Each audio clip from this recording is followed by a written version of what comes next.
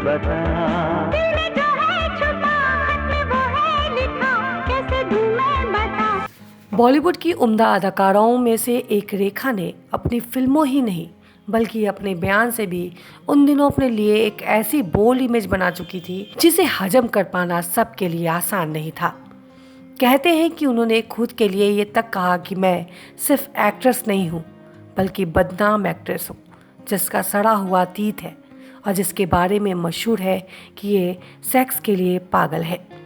उन दिनों रेखा करीब 25 फिल्मों में काम कर रही थी और वो भी डबल शिफ्ट में, जो शायद आज की एक्ट्रेस से सोच भी नहीं सकती।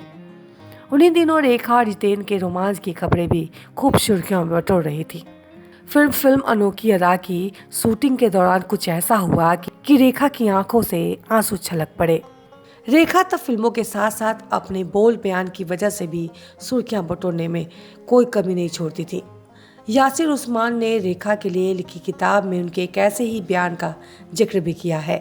उन्होंने लिखा था कि रेखा ने किसी इंटरव्यू में कहा, आप एक मर्द के करीब बेहद करीब नहीं आ सकते अगर आप उसके साथ सेक्स नहीं करते। रेखा ऐसे कई बयानों की वजह से अपने लिए एक ऐसे इमेज बना रही थी जिसे निकल पाना इतना आसान नहीं था। निर्माता BN घोष ने रेखा को अपनी फिल्म एक बेचारा के लिए साइन किया जिसमें लीड रोल में जितेंद्र थे। इसी के साथ जितेंद्र रेखा के पहले वो को स्टार थे जो A लिस्ट के थे, यानी इससे पहले तक उन्होंने केवल B लिस्ट एक्टर्स के साथ काम किया था।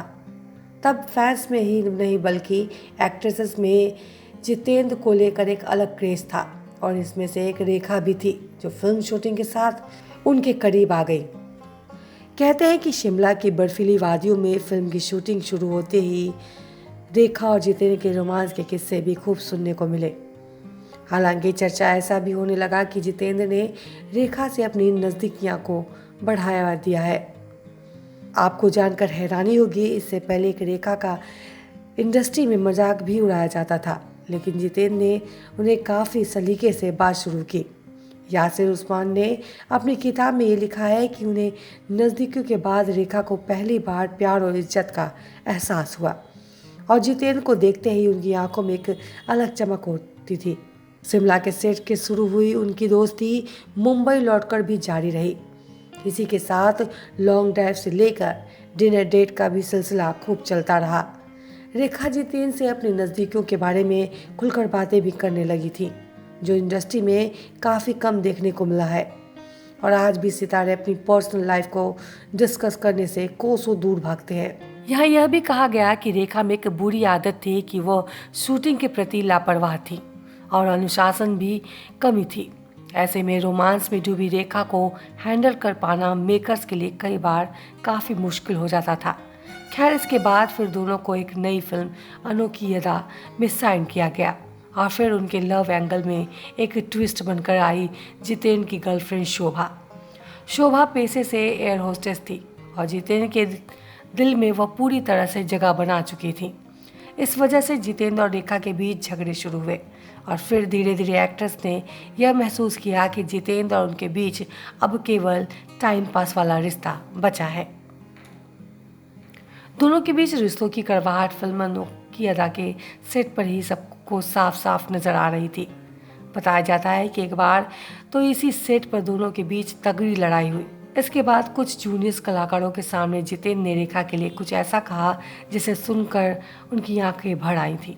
कहते हैं कि उन जूनियर आर्टिस्ट से जितेंद्र ने रेखा के लिए अपनी राय बनाई थी। ऐसी चर्चा है कि एक्ट्रेस ने रेखा के लिए टाइम पास जैसा शब्द यूज़ किया, जिसके बाद रोती हुई रेखा मेकअप रूम में जाकर फट पड़ी।